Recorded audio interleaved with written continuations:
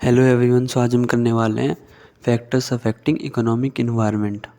So first है हमारा government policies. Government policies के अंदर आता है monetary policy, fiscal policy, regulation.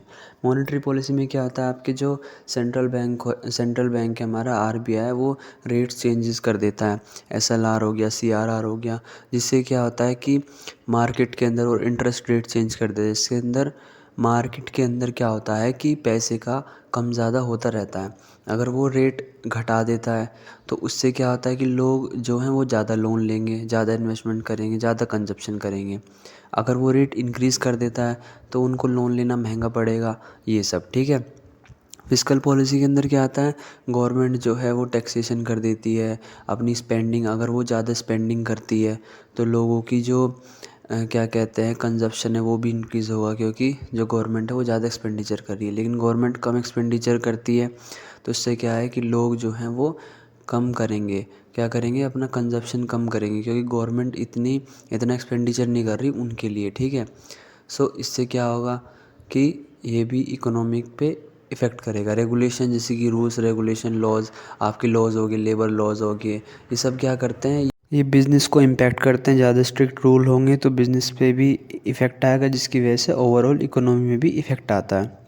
Second है हमारा इन्फ्लेशन एंड डिफ्लेशन। इन्फ्लेशन मतलब कि जब प्राइजेस महंगाई आ जाती है, और डिफ्लेशन मतलब कि मंदी आ जाती है, ठीक है। इन्फ्लेशन में क्या आता है कि लोगों की जो परचेजिंग पावर है वो कम हो जाती है। कोई चीज़ 100 रुपये की मिल रही थी वो अब 120 रुपये की मिल रही है, तो उनको ज़्यादा पैसे चाहिए वो चीज़ खरीदने के लिए, तो परचेजिंग पावर जो है वो कम हो गई, जिससे क्या होगा कंज्यूमर की स्पेंडिंग पे और इन सब पे भी इफ़ेक्ट पड़ेगा। And increase cost for businesses, so business की कॉस्ट भी बढ़ जाएगी। डिफ्लेशन अगर होगा तो डिफ्लेशन से क्या होगा, ये मंदी आ जाएगी, ठीक है। सो डिफ्लेशन की वजह से क्या होगा कि लोग कहीं भी इन्वेस्टमेंट करना पसंद नहीं करेंगे, कंजप्शन करना पसंद नहीं करेंगे। जैसे कि प्रॉपर्टी के लैंड के दाम बढ़ते जा रहे हैं, तो आप उसमें इन्वेस्टमेंट करोगे, लेकिन वहीं अगर वो घट रहे हैं तो उसमें कोई इन्वेस्टमेंट करना क्यों पसंद करेगा। तो लोगों का जो पैसा है वो उनके पास रहेगा, वो इतना इन्वेस्टमेंट और कंजप्शन नहीं करेंगे। फिर थर्ड आता है हमारा इंटरेस्ट रेट। अगर इंटरेस्ट रेट जो हैं वो ज़्यादा हो जाएंगे तो उससे क्या होगा कि जो लोग हैं, जैसे कि आप हो, आप एग्ज़ाम्पल लो कि आपको बैंक लोन दे रहा है 13% या 14% इंटरेस्ट पे, तो इससे क्या होगा, आप लोन लेना अवॉइड करोगे या बहुत कम ही लोगे। लेकिन अगर वहीं आपको 10% या 8% या 9% पे ही मिल रहा है तो आप ज़्यादा लोन लोगे, जिससे क्या होगा कि आपकी इन्वेस्टमेंट कंजप्शन ज़्यादा बढ़ेगा। लेकिन अगर इंटरेस्ट रेट कम हो जाएंगे तो उससे क्या होगा कि वही मैं बता चुका हूँ भी आपको, ज़्यादा इंटरेस्ट रेट मतलब कि बोरोइंग करना, लोन लेना महंगा पड़ेगा, जिससे कि आपकी कंजप्शन इन्वेस्टमेंट डिक्रीज़ होगी। लेकिन अगर कम इंटरेस्ट रेट होंगे तो आपको लोन लेना सस्ता पड़ेगा, जिससे क्या होगा कि आपकी जो बोरोइंग्स है और इन्वेस्टमेंट है वो कंजप्शन जो है वो ज़्यादा होगी, ठीक है। फोर्थ आता है हमारा economic growth. Economic growth measured by GDP indicates the health of an economy. Faster growth attracts investment, increase employment and boost consumer confidence. अगर इकोनॉमी रेगुलरली ग्रोथ करती रहेगी तो बाहर से फॉरेन इन्वेस्टमेंट आएगा, लोग इन्वेस्टमेंट करेंगे हमारी इकोनॉमी के अंदर, हमारे बिजनेस हाउसेस के अंदर, जिससे क्या होगा कि ये एम्प्लॉयमेंट को बूस्ट करेगा, कंज्यूमर का कॉन्फिडेंस भी बूस्ट करेगा, ठीक है। लेकिन वहीं अगर हमारी इकोनॉमी स्टैगनेंट कर जाएगी, ठीक है, तो इससे क्या होगा, कोई भी इन्वेस्टमेंट करना पसंद नहीं करेगा, जिससे कि इकोनॉमी के लिए बहुत बड़ा चैलेंज बन जाएगा पैसा लाना, उसको इन्वेस्ट करना और इकोनॉमी को ग्रो करना, ठीक है।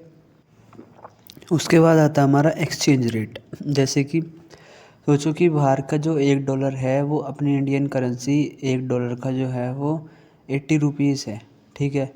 सो इससे क्या होगा कि बाहर के जो लोग हैं वो $1 में अपने इंडिया का 80 रुपये का सामान खरीद पाएंगे।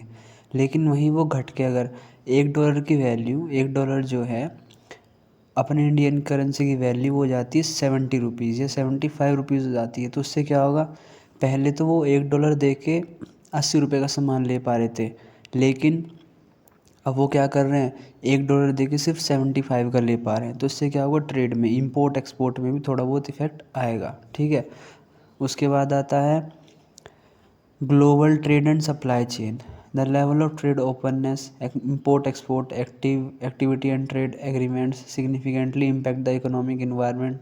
Disruption in global supply chain like tariff or global tension can hinder economic growth. So हम रेगुलरली इंपोर्ट एक्सपोर्ट करते रहेंगे, टेक्नोलॉजी आती रहेगी, हमारे पास नए नए प्रोडक्ट आएंगे, उनके पास भी जाएंगे। सो इससे क्या होगा, एक सप्लाई चेन बनी रहेगी। वहीं कहीं अगर वॉर हो जाती है, कहीं अगर लड़ाई हो जाती है, तो वो देश जो है वो अपने सप्लाई, अपने इंपोर्ट, अपने एक्सपोर्ट, मतलब अपनी चीज़ों को एक्सपोर्ट नहीं करने का, क्योंकि उसे अपनी वॉर में यूज़ करनी है वो सारी चीज़ें, जो उसके फूड, ये सब है। सो इससे क्या होगा कि पूरे हमारी जो इकोनॉमी है वो इंपोर्ट्स कम होंगे, जो हमारी ज़रूरी चीज़ें वो शायद हमें ना मिल पाए टाइम पे।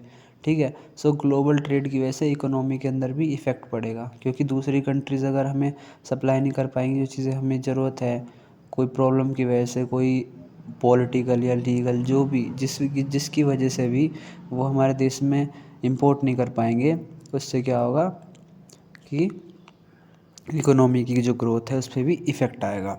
आगे करते हैं। और हाँ, अगर आप मेरी वीडियो को पसंद कर रहे हैं, यहाँ तक देख रहे हैं, इसका मतलब आपको समझ में आ रहा है, ठीक है, तो चैनल को सब्सक्राइब कर देना, वीडियो को लाइक कर देना, और अगर कोई भी डाउट होता है तो कमेंट करके ज़रूर बताना, मैं वहाँ पर आपका डाउट सॉल्व कर दूँगा। ठीक है।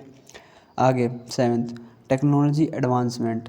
टेक्नोलॉजी एडवांसमेंट मतलब innovation can lead to productivity improvement and new industry influence employment and economic competitiveness.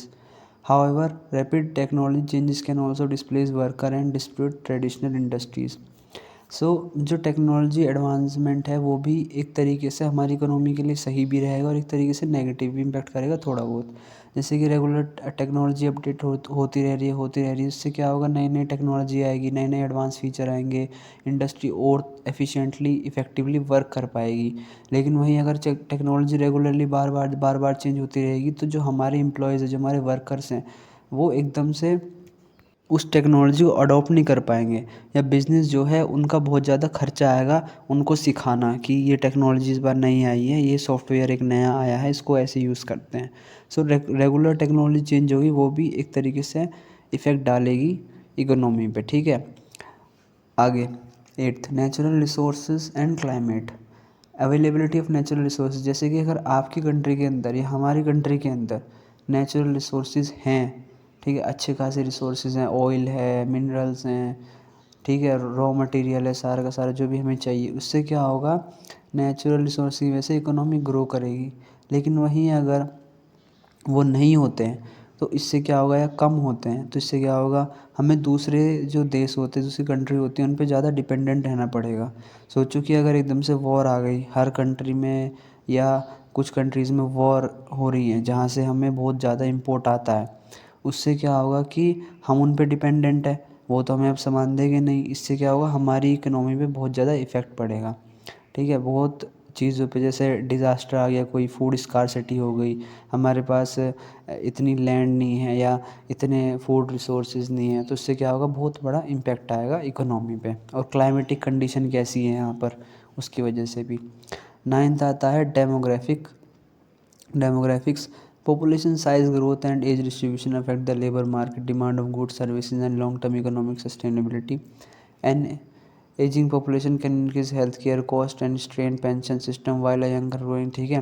तो इससे क्या होता है, जैसे कि आपने देखा होगा हमारी इंडियन कंट्री में यंग यूथ ज़्यादा है, यंग जनरेशन ज़्यादा है, तो इससे क्या होगा, ये बहुत बड़ा हमारे लिए एक पॉजिटिव पॉइंट है, क्योंकि हमारे पास यंग जनरेशन ज़्यादा है, उनके काम करना बहुत ज़्यादा इफेक्टिव होगा, वो अच्छे से काम कर पाएंगे, उनका जो माइंड है वो और ज़्यादा इनोवेशन ला पाएंगे। ठीक है। लेकिन वहीं अगर किसी कंट्री के पास कोई ओल्ड पॉपुलेशन ज़्यादा है, जैसे कि आप मान लो 100 पीपल हैं उस कंट्री में, ठीक है, एग्जांपल ले लेते हैं, उसके अंदर 30 तो वुमेन हो गई, ठीक है, 20 चिल्ड्रन हो गए, कितने हो गए, 50 हो गए। उसके बाद 20 या 30 तो ओल्ड पीपल हो गए, और 20 ऐसे करके क्या हो गए, वो हो गए यंग पीपल हो गए। तो वहाँ पर क्या है, ओल्ड पॉपुलेशन थोड़ी सी ज़्यादा है यंग के कंपैरिजन में, तो वहाँ की जो इकोनॉमी है वो इतनी ग्रो नहीं कर पाएगी, क्योंकि वो लोग तो आराम से घर में बैठे हैं, अपना पेंशन ले रहे हैं, उनकी हेल्थ केयर पे और ज़्यादा वो करना पड़ रहा है, एक्सपेंडिचर करना पड़ रहा है, क्योंकि वो बीमार पड़ेंगे। लेकिन वहीं यंग जनरेशन है वो ज़्यादा एक्टिव होगी, और वो नए नए बिज़नेस स्टार्ट करेंगे, नई नई इनोवेशन लाएंगे, तो इससे इकोनॉमी की ग्रोथ होगी। ठीक है। सो आज की वीडियो में बस इतना ही। चैनल को सब्सक्राइब कर देना, वीडियो को लाइक कर देना, और कमेंट करके बताना कोई डाउट होता है तो। ठीक है। तब तक के लिए बाय।